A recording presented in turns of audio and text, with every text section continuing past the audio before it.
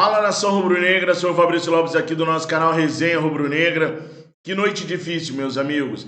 Que noite complicada foi essa para poder dormir, porque não sei como é que foi para vocês, mas deve ter sido a mesma coisa.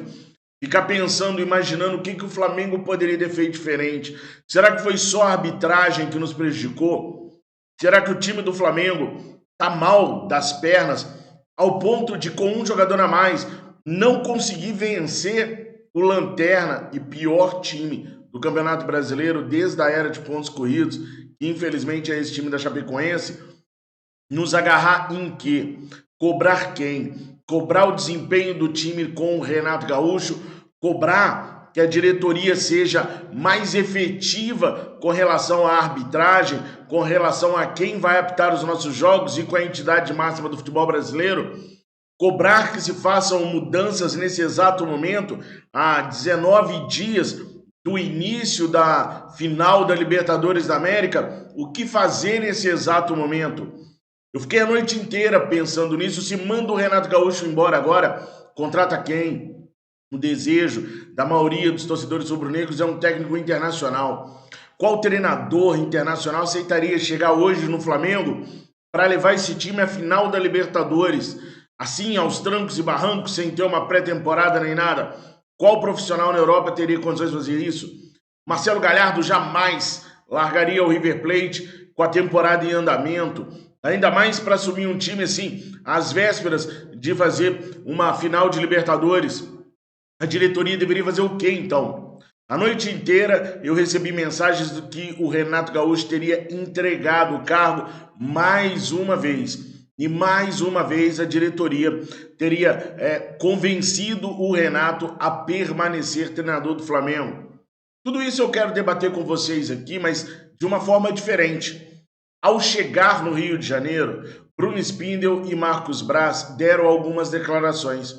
No caso do Bruno Spindel, eu quero chamar a atenção para vocês na mudança do tom do Bruno Spindel quando analisa o primeiro tempo do Flamengo lá em Chapecó, e depois quando ele é questionado sobre o que fazer com tudo isso que aconteceu, com todos esses erros de arbitragem.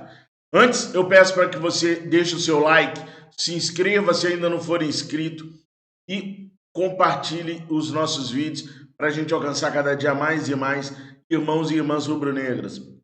Vamos checar então, vamos dar uma olhada no que os dirigentes rubro-negros falaram em solo carioca, logo após esse vexame de empate contra a Chapecoense, que para muita gente tirou a oportunidade de título do Mengão queridão. Bom, essa primeira fala do Bruno Spindel aqui, ele é interpelado pelo Guilherme do Flazoeiro, e parece que entre o primeiro e o segundo tempo do jogo do Flamengo. Espia só o que ele fala exatamente. É um crime isso que a arbitragem está fazendo com o Flamengo. Não consigo entender a posição da CBF. Isso aqui que aconteceu na Arena Condá é criminoso. Um penal, expulsão do goleiro no lance do Gabi, e o Gabi não estava impedido. O Bandeira e o árbitro erraram de não deixar o lance seguir. Isso é criminoso, criminoso. Gaciba, eu quero ver você falar sobre esses lances. Nervoso, bravo, estressado. Gaciba, eu quero ver você falar sobre esses lances. Gaciba é o Leonardo Gaciba, hoje chefe da arbitragem na CBF, trabalhou muito tempo no Grupo Globo, todo dia estava aparecendo no Sport TV, criticando a arbitragem, mostrando onde tinham falhas, e hoje ele falha miseravelmente. Bom, quem vê o Bruno Spindel tão bravo, olha a cara dele aí agora, congelada na tela, cara de bravo e tal, fala assim: quando chegar no Rio de Janeiro, esses caras vão botar para quebrar em cima da CBF. Se ele fala, Gaciba, eu quero ver você falar sobre isso, a gente pensa assim, agora vai. Agora o bicho vai pegar de verdade e agora o Flamengo vai cobrar. Aí ele chega no Rio de Janeiro. E aí perguntam para ele o que o Flamengo vai fazer. Qual atitude o Flamengo vai ter. Vamos ver o que ele responde? Spindel, você falou sobre muitos erros. O Flamengo pretende entrar alguma coisa com a CBF, Gaciba? Isso aí a gente vai avaliar.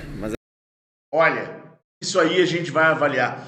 Agora ele já tá calmo, já não está no calor da partida. Isso agora a gente vai avaliar. Com a calma, com o sossego de quem ponderou muito e pensou assim, quer saber? O brasileiro já era mesmo. Vamos fazer o quê? Vamos arrumar confusão para quê? Brigar para quê? Isso aí a gente vai avaliar, mas assim, os erros... Ele chega a dar de ombros. Eu tô virando metaforando já, analisando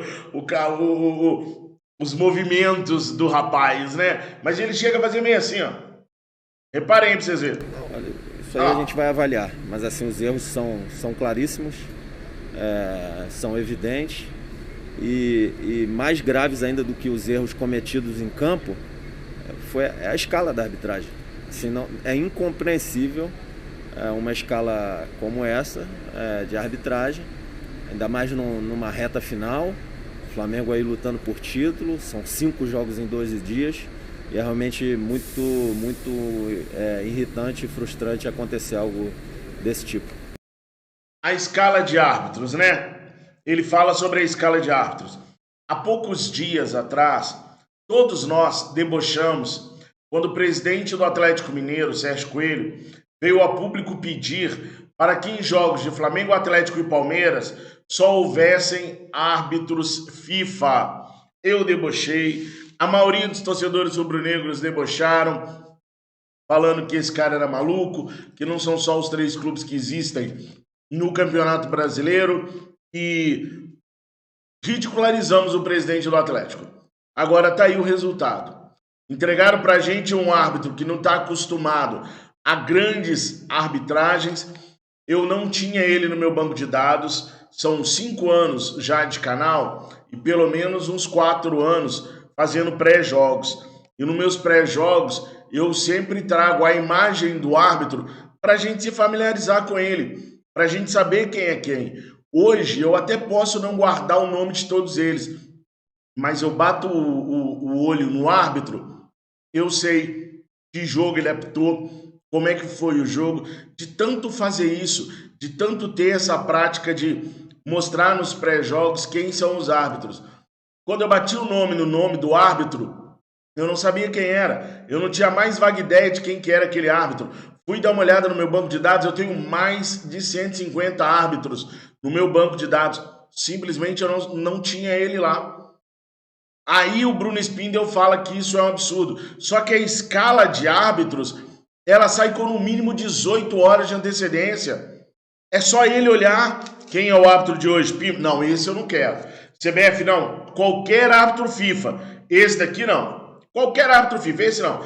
Isso não é nem função do Bruno Spindel. É do padrinho dele, do Luiz Eduardo Batista Ubap, que é vice-presidente de Relações Externas do Flamengo. Mas o Bruno Spindel, como está dentro do futebol, 18 horas antes, olha a escala da arbitragem. Viu que é um árbitro que ninguém conhece, que é um árbitro que não é FIFA. Ô Bapi, esse árbitro aqui é arriscado, cara.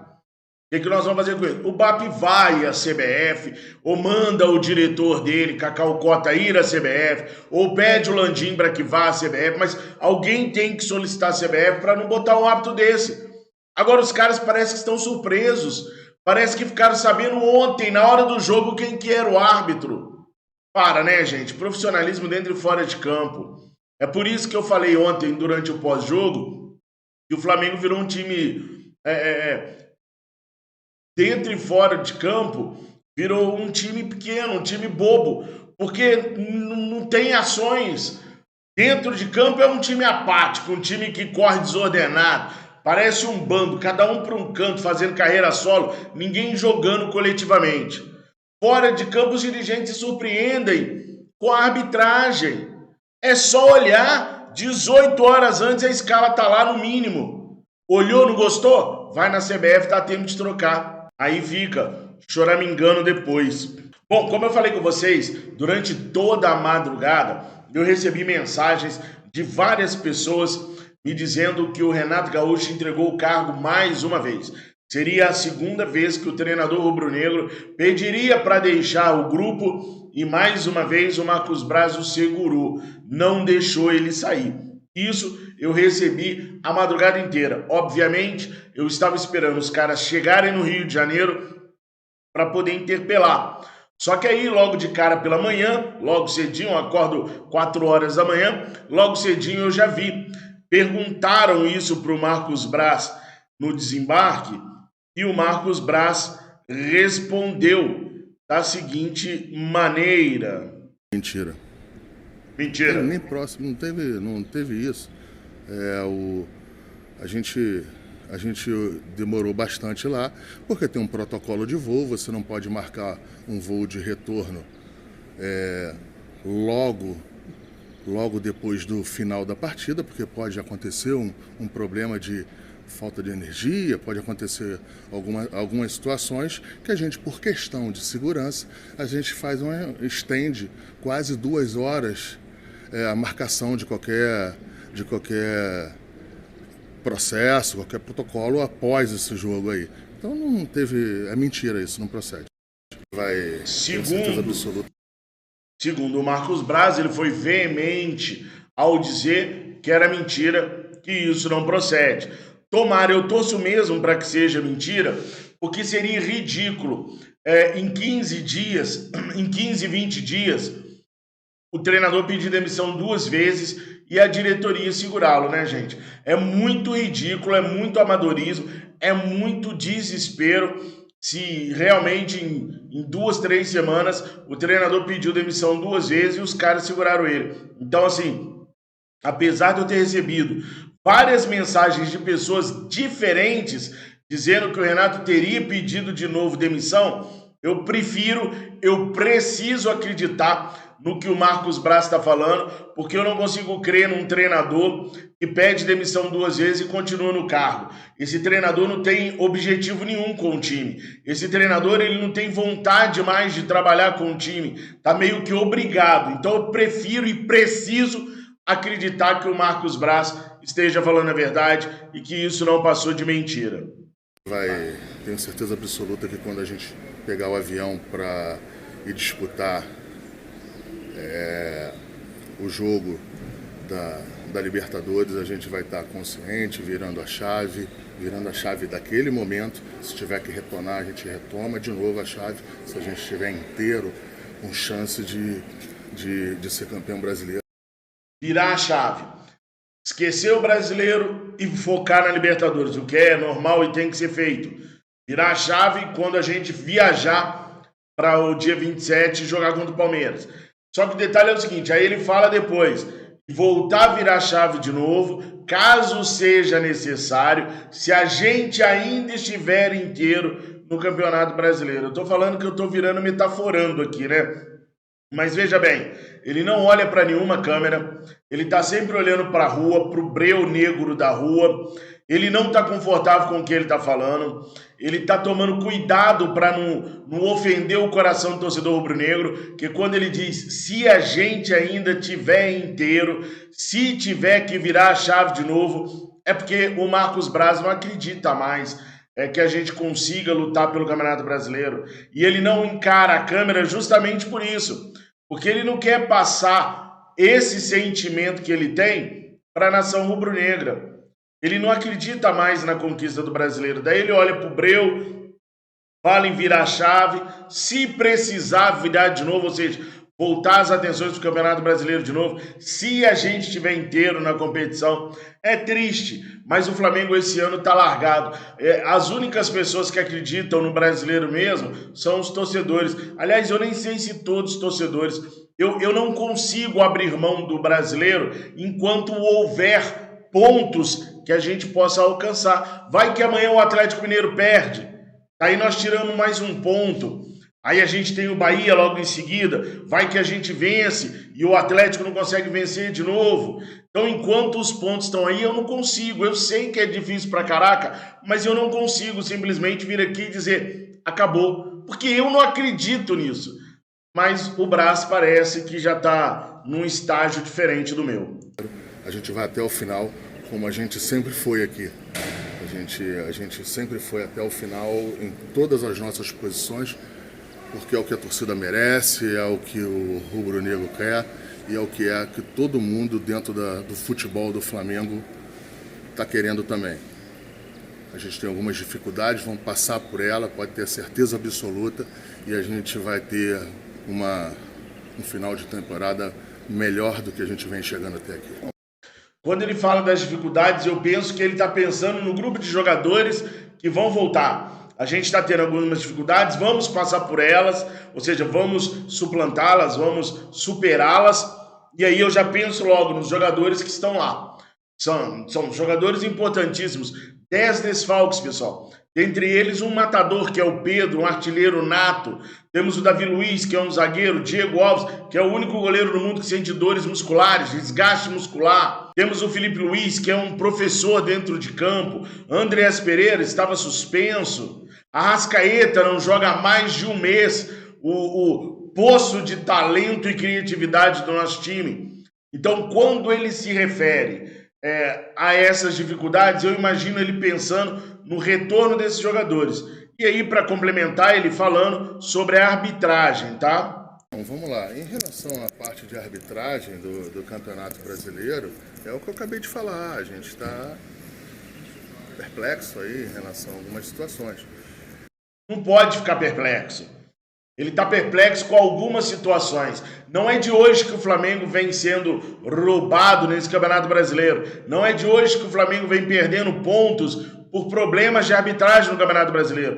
Isso não é motivo para perplexidade. Isso é motivo para agir, para correr atrás, para resolver o problema. De novo, ele não encara a câmera. Ele olha para o nada, para o vazio, porque ele sabe que talvez ele tenha culpa no cartório de não ter reclamado mais sobre a arbitragem, não ter botado mais a boca no trombone.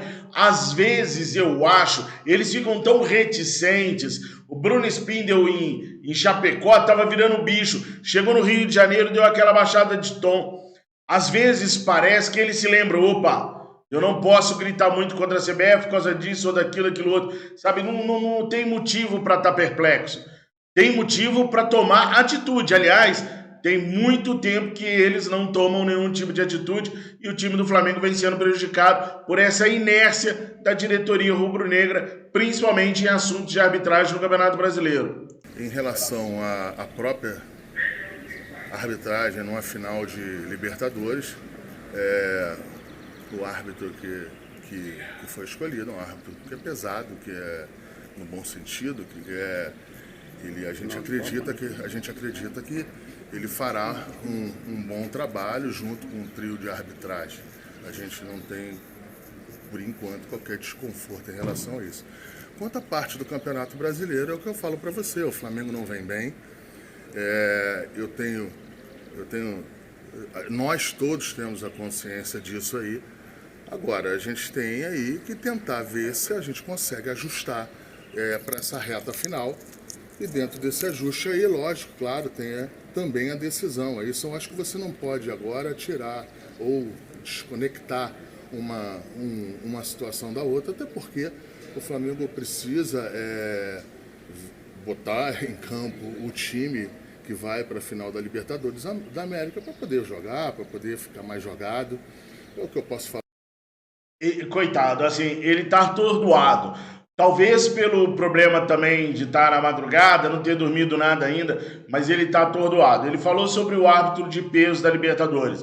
É o Néstor Pitana. Muita gente não gosta dele, mas eu acho ele um baita de um árbitro. Cometeu alguns erros contra o Flamengo, sim, cometeu outros a favor também. Néstor Pitana, na América do Sul, é um brabo, é um nome brabo, árbitro FIFA, e eu acho um bom árbitro, concordo com o Marcos Braz. Agora, olhando pro Breu Negro novamente, ele vem falar que o Flamengo precisa colocar os jogadores em campo para deixar os jogadores jogados.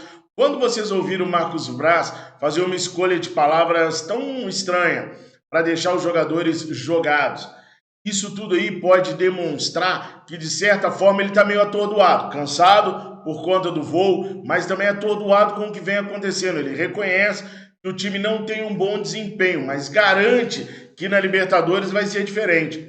Pessoal, os treinos do Renato Gaúcho não mudam. São sempre os mesmos. Coletivo, coletivo e coletivo. A tática do Renato Gaúcho é inexistente e ele não vai conseguir criar uma agora. O que vai mudar para eles ter tanta certeza assim que as coisas vão ser diferentes na final da Libertadores? O grupo de jogadores que vai voltar, meus amigos, é só isso. Nós estamos com todas as nossas esperanças repousadas nos ombros de Diego Alves, Maurício Isla, Rodrigo Caio, Davi Luiz e Felipe Luiz, William Arão, Andreas Pereira e Arrascaeta, Bruno Henrique, Everton Ribeiro e Gabigol. São esses 11 aí que fazem a expectativa do Braz e do Renato Gaúcho serem boas com relação à final da Libertadores da América. E aí vem uma grande preocupação minha. Vocês viram aí o Braz dizendo que os jogadores precisam ir a campo para eles ficarem jogados. Na verdade, ele quis dizer para eles ganharem ritmo de jogo. E se um deles se lesionar num desses jogos antes da Libertadores da América? Será que o nosso time consegue jogar sem um desses jogadores? Me parece que não. Não conseguir vencer o pior time da história dos pontos corridos do Campeonato Brasileiro com um jogador a mais durante 45 minutos é motivo para a gente ficar preocupado. Pessoal, deixe o seu like, se inscreva no nosso canal, compartilhem os nossos vídeos, principalmente comentem, porque a opinião de vocês pode dar centro para esse canal e para esse ser humano que vos fala. Vamos juntos, fiquem com Deus. Saudações rubro-negra.